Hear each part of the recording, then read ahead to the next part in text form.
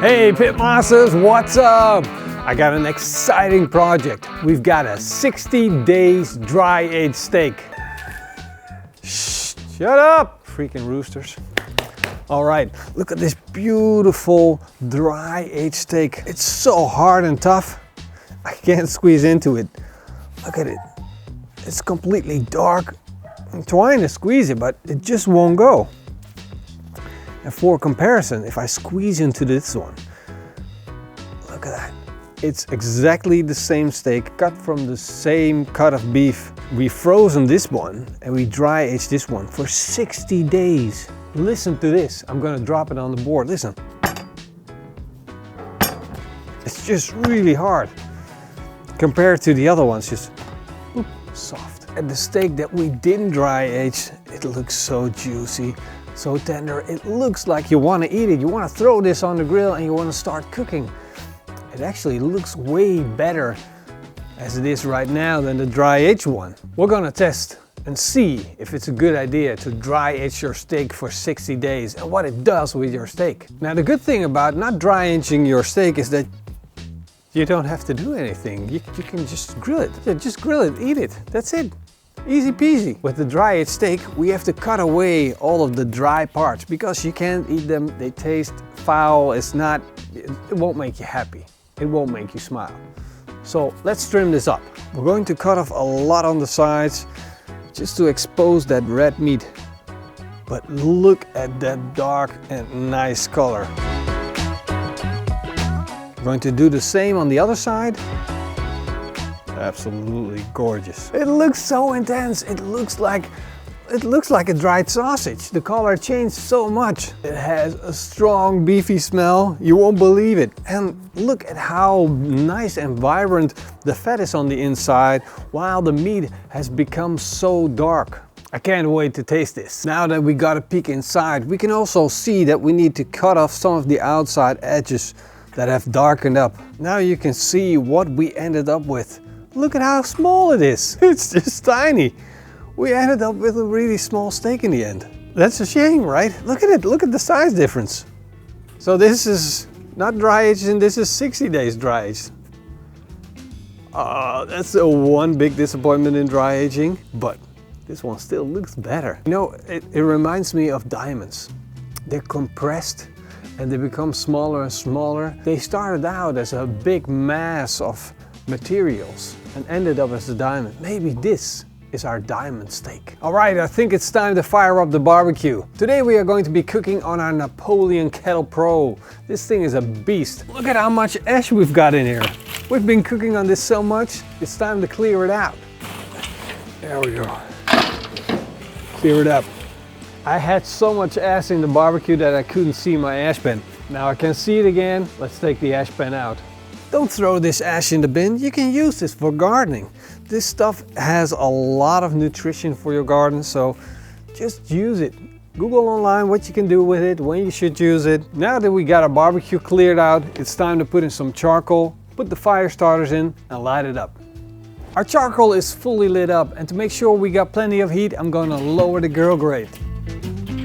We have it set to the lowest position. Everything is nice and hot. If you have a steak like this, which is 3 fingers thick, that's way too thick to cook direct. You have to do a direct. You have to do a reverse sear. And since I don't want to do that, I'm going to cut this up into 2 steaks. There we go. 2 beautiful steaks ready to be grilled. Let's go.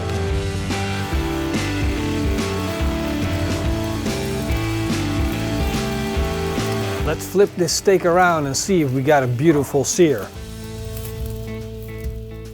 Wow, look at that. That looks really, really good. We got a nice thick crust. Beautiful. Let's continue with the sear on the other side. Our steak has reached a core temperature of 54 degrees Celsius. Time to take it off the grill and let it rest. Now let's slice a cut from the ribeye that we didn't dry age. Let's put it on the grill. Now we can clearly see that the fat of this steak is rendering down much faster and therefore causing an inferno, which will cause the steak to cook on the outside faster, but not on the inside. It's time we're going to raise our grill and remove the steak from that dripping fat. Look at that, beautiful Napoleon sear mark. But we want more crust, so we'll continue the grill. Let's flip this steak around. Wow, we got a nice crust. Time to cook the other side. I want to make sure I keep measuring the temperature. We got around 3 more degrees to go. Our steak is done. Let's take it off the grill. Now I want to do a little experiment. We're going to do a blindfold test. Not on me, not on Morrison, because we're both witnesses to this process. On Denise. Denise, let's go. Blindfold test. What's with all this hair? Can we take that away? What can you see? Yeah, nothing. How many fingers do I stick up? 11. Okay, good. Do you know about the steak test when you, with your finger, you pull it, you push it to see how tender it is? They say real chefs use their fingers and they push in the steak and they push and they can tell you exactly if it's done, medium, well done, rare, whatever the situation is. And I can tell you, this is the perfect example why you can't and why you always need a thermometer. But you don't know the test. No. I didn't take that into consideration. Put your hand like this, yeah? Just like it is. Okay, and then with your other hand, your thumb and your finger, you're gonna squeeze here. Squeezing your hand. And just relax it, and that's a rare steak. Okay. And once you do this and push on your finger, and then put it again, you feel it's, don't press it, but just feel it. It's rare, yeah, you have to put your finger in. And then when you put the next finger, yeah, it becomes more and more tense. Yeah. You feel that it becomes more and more tense. And they say when you cook the meat, it becomes more tense, and that they can tell exactly how tense the meat is. They can say how far it's cooked. Okay, now I'm gonna let you press with one finger in the steak. This is the first steak. You feel it, right? You feel that? Yeah. Okay. Now you have to think about what you just learned about. Is it well done or is it medium rare? Just take that into consideration. Then you press the other steak and then press again on this one.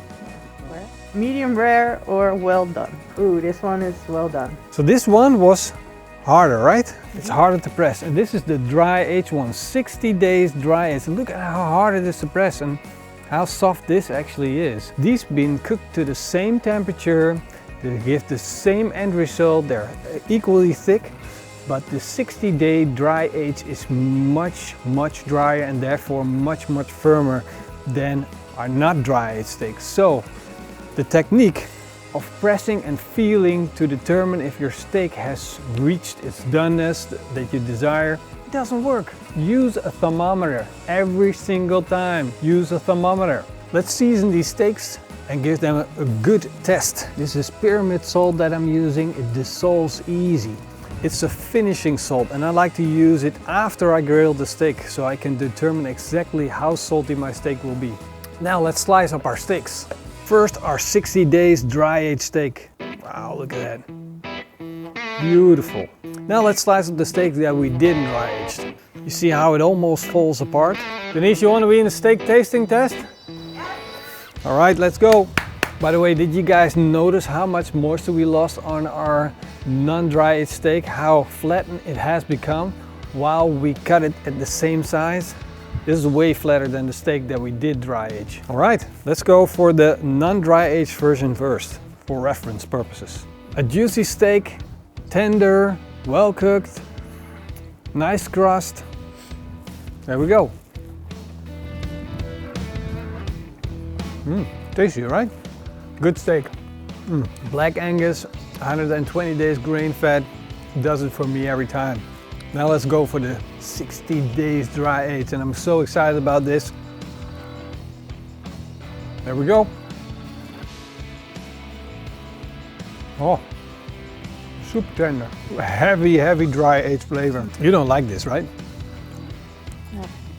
I do, I really do appreciate it. It's like eating blue cheese, or it really has that extreme, strong, dry aged flavor. It's not an ordinary steak anymore. It is really tender, but it lost a little bit of its juiciness. It's like the fluidness that it has when you don't dry age a steak.